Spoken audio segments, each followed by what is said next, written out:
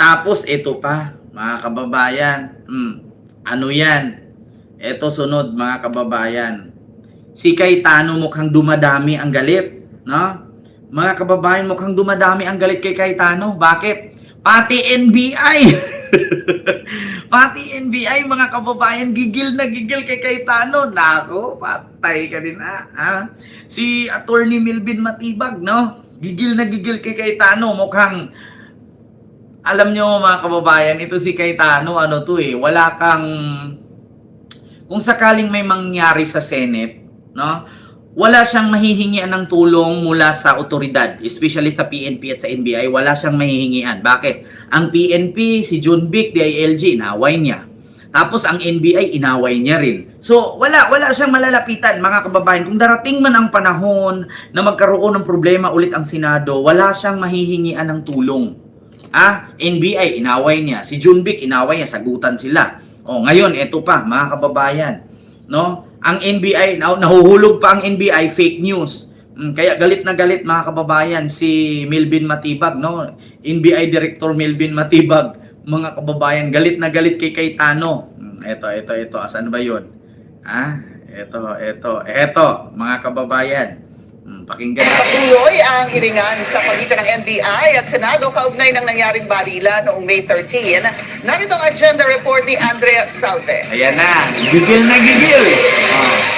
Malinaw ang ipinakita ng mga ebidensya. Ito ang sagot ni NBI Director Melvin Matibag sa sinabi ni Senate President Alan Peter Cayetano na marahil maling impormasyon ang nakarating kay PBBM tungkol sa barilan sa Senado. I've been saying this for 3 weeks.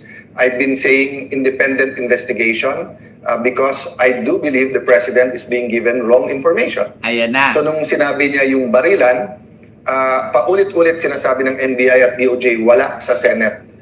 We have evidence, so mapipilitan kami na i-hearing din yan. Ani Matibag, hindi niya alam kung anong tinutukoy na maling impormasyon ni Cayetano, gayong wala naman daw talagang mga operatiba sa loob ng Senado noong mangyari ang barilan. I don't know what wrong information is he referring to.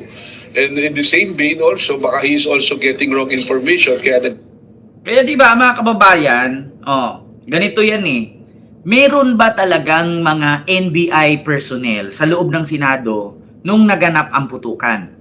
Di ba ang NBI nandun sa kabilang pinto, nasa opisina ng GSIS? Pinadlock ng mga tauhan ng GSIS ang pinto nila para si Bato hindi makadaan doon sa opisina nila. Ngayon, nandoon ang NBI nakaabang. Iba yung nandun sa gate, iba yung nasa GSIS. Ang nangyari, mga kababayan, pinagpilitan ni Cayetano na nandun daw ang NBI sa loob. Paano nangyari yon? Tapos fake news ang NBI kasi wrong info ang nakarating kay PBBM. Now, which is totoo naman. Bakit NBI ang may kasalanan? Security guard ng Senado ang nagpaputok.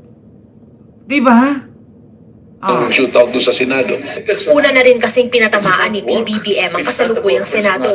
Tinawag pa nitong peke ang nangyaring barilan. Narating pa tayo sa putukan. Tapos fake pala yung putukan. Diba? Handa naman daw ang NBI na makipagtulungan sakaling ipatawag ang kanilang mga opisyal sa planong investigasyon ng Senado. Sa gitna ng mga agam-agam tungkol sa umano'y pagtakas ni Senator Bato de la Rosa at sa posibleng koneksyon nito sa barilan, patuloy naman ang mga hakbang ng kawanihan para mahanap ang mambabatas. Apat namang personalidad ang inaasahang lulutang sa NBI ngayong linggo para sa gumugulong na investigasyon sa kaso. Para sa agenda, Andrea Salve, billionaire ni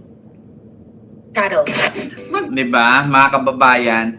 Kasi ito si Cayetano talagang kung lagi niyang bibirahin ito NBI, baka madawit pa siya dito makasuhan pa siya ng obstruction. Bakit? Kasi mga kababayan, siya ang nag-utos noon na ang sabi, hindi hulihin si Bato dahil under the custody. Kaya nga galit na galit si John Vic Rimulya, kung naalala ninyo mga kababayan, sinigawan siya, Sir! Sir! Ginaganunan siya, di ba? Kasi ayaw na naman niyang ipa-aresto si Jinggoy kahapon. Kasi nasa Senate custody na naman daw. Tapos ending makatakas na naman si Jinggoy. So which is katulad no, sa pangyayari na hindi niya pinaaresto si Bato tapos nakatakas na naman. Kaya sabi ni Junbic, hindi na. Kasi failure ka na eh. Nag-fail ka na. Pinangakuan mo kami na nasa kustodiya si Bato sa Senado, tapos ending, pinatakas mo si Bato. Hindi na ako maniniwala sa'yo. Kaya inaresto si Jinggoy. Tapos ito pa mga kababayan. Ito pa, hamon ni Matibag. Ibigay ninyo ang buong CCTV na ito. Ito. Ibigay ninyo ang buong CCTV footage. Ito ang panawagan ni NBI Director Melvin Matibag sa Senado kaugnay ng tutukan noong Mayo.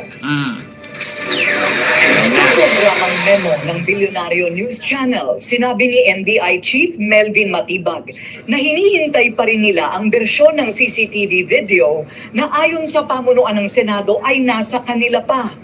Ayon kay Matibag, ang CCTV na ito ang magpapatunay kung sino sa kanila ang nagsasabi ng totoo Ayan. tungkol sa naganap na barilan sa Senado kamakailan. Ayaw magbaba ng armas ang mga umano'y NBI operatives pagkatapos niyang sabihan ng mga ito, kaya't kinailangan niyang mag-warning shot. Sinabi rin ni Aplaska na spliced o inedit ng NBI ang ipinakita sa publiko na bersyon ng CCTV. Gusto ring makita ni Attorney Matibag Kung splice, kung splice ang nakita natin, mga kababayan, at ito'y pinutol-putol ng NBI, bakit hindi nila i-play ang buo? Nakapag-live nga si Cayetano sa Facebook, tapos itong pag-play ng video sa Senado, hindi niya ma-play-play? Sige nga, ipakita ninyong buo na saan dyan yung splice. Diba? Kaya yan ang hamon ni Matibag ngayon.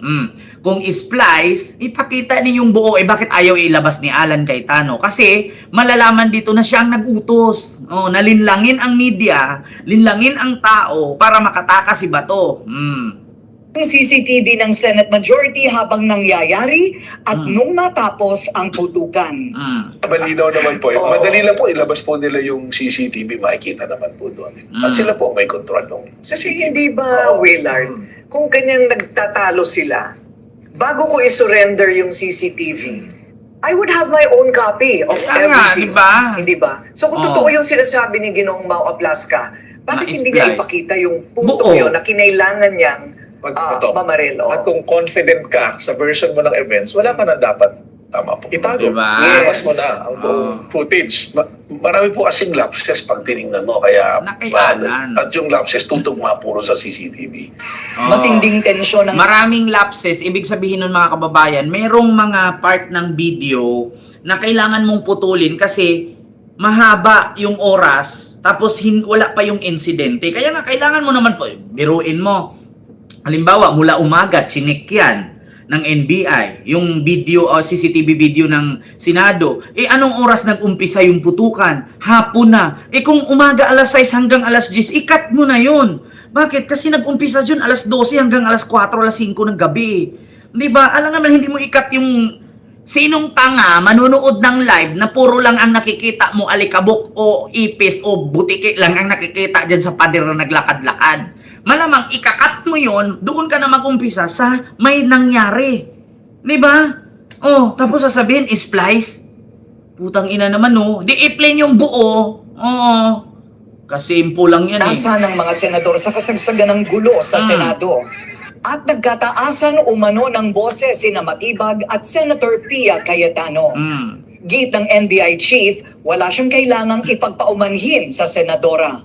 The first place, dapat siguro ang hinga natin ng tawad yung mga taong nanonood sa atin na supposed to be we're doing them a service, baka disservice yung ginagawa natin sa kanila. Ano po? We're representative of the people. So, hindi po siguro dapat na masaktan tayo kung may maling ginawa kay Senador ka pa man. Tapos ang sinasabi pa dito ni Alan Cayetano, mga kababayan, na nandoon daw sa loob ang tauhan ng NBI. We are under attack, sabi niya. So paano nasabi ni Alan na we are under attack? Pinapaalis nga ni Pia ang mga NBI.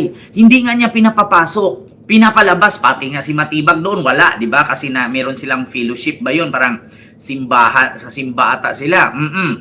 Ngayon, mga kababayan, pinalabas ni Pia. So, paano nasabi na nandun yung NBI? Ipinalabas nga isa-isa, hindi nga pinapapasok. O kaya ang ginawa ng NBI, lumabas sila, umikot sila sa GSIS building. Sa kabilang gate na, medyo malayo-layo yun, sa kabila yun. O, di ba? Diyos mio marimar. ang posisyon mo. You should be ready to face the consequences of the law. May developments na rin sa iba pang mga nagtatago sa batas. Tulad ni bilyonaryo gaming boss Charlie Atong Ang na itinuturong mastermind sa kaso ng missing sa Bungeros. Sa ngayon, patuloy pa rin pinoproseso ang mga labi na narecover sa Taal Lake kung saan pinaniniwala ang itinapon ng mga biktima. May panawagang si Matibag sa Kongreso para sa mas mabilis na pagkilala ng mga labi sa anupamang krimen. We are pushing for a dental records po ng lahat ng Pilipino. We want to pass Congress to pass a bill na yung dental record po natin kasi doon po mas madaling ma-check. So hindi po tayo magkawit. So may way forward din naman po tayo. Ma-check natin. So, Diba? Ganun. humiling din si Attorney Matibag ng suporta mula sa gobyerno para i-upgrade ang technological resources ng NBI. Diba? Ganun mga kababayan, matalino talaga at magaling ang NBI director ngayon. Alam niyo sa totoo lang, pagdating kasi sa DNA, no? Hindi kasi basta-basta mga kababayan, lalong-lalo na, halimbawa ako, kamag-anak ko yung tinapon doon sa lake. So, ano ba ang palatandaan para mag-match na anak ko yun or kamag-anak ko yun? Una, kung idaan natin sa dugo, paano mo i-check yun? Wala namang dugo na yun. Pangalawa, kung idaan mo sa laway, paano mo i-check yun? Wala namang laway na yun. Sa ngipin. Sa ngipin mga kababayan, kasi kahit nabulok na yung katawan, wala ng dugo, wala ng laway, yung ngipin mo at ngipin ng tao, pwede mong i-match ba sila? Pwede mong i-check yung DNA. Kasi kung sa buhok lang, pag ang tubig kasi, once na mababad ang buhok, kumbaga parang mamamatay yung buhok matutuyot yun Maliban na lang kung nakalibing lang siya sa lupa, hindi masisira ang buhok. Pero kung nakababad sa tubig, parang may something, parang ang buhok kumbaga sa sako, hindi man siya na matutunaw, pero napuputi, nakukupas. Ngipin talaga. Mga kababayan, kasi yung ngipin, kaloob-looban ng ngipin, matibay ang ngipin Pag biniyak mo yan, yung gitna ng ngipin, buhay yun. Tapos sa ngipin ng taong kamag-anak, pag i-check yun or nag-match sila, doon mabilis. Sa totoo lang. Kaya tama ang sabi ni Attorney Matibag, sa ngipin. No, ayun nga lang, medyo malaki-laking gastos nga yung ganung laboratorio na kailangan. Pero at least, napapakinabangan ng lahat. No, kasi sa bagong teknolohiya or sa moderno ngayon, mga kababayan, ngipin. Kasi kung buto, ganito yan, ang kalagitnaan ng buto, kung mababad yan sa tubig, yung marrow ba ang tawag doon? Yung parang hinihigop nga yun, di ba mga kababayan, pag sa bulalo, yung bone marrow, mawawala yun mabubutas yung at saka yung ilalim ng buto, para yan siyang nag-layer-layer na mga natutuyot na ugat, no, sa ilalim ng buto. So wala kang makukuha dyan. Ngipin talaga meron. So, ganun po yun mga kababayan, which is, yun nga, marami ng kalaban si Alan Cayetano mga kababayan. Ultimo NBI, hinahamon na siya. No? Nako. Tapos ngayon, binanatan pa siya ng 2 tulfo na pa-resignin, no, ng minority. Pero wala, no show, walang sipot si Cayetano. Bakit? Natatakot makudita. Gaman sa pwesto, natatakot makudita si Bading. 'Di ba mga kababayan? Kaya nako po. Hindi, actually mga kababayan, oy, maraming salamat Jing Vlogs, no, sa iyong super sticker. Thank you so much.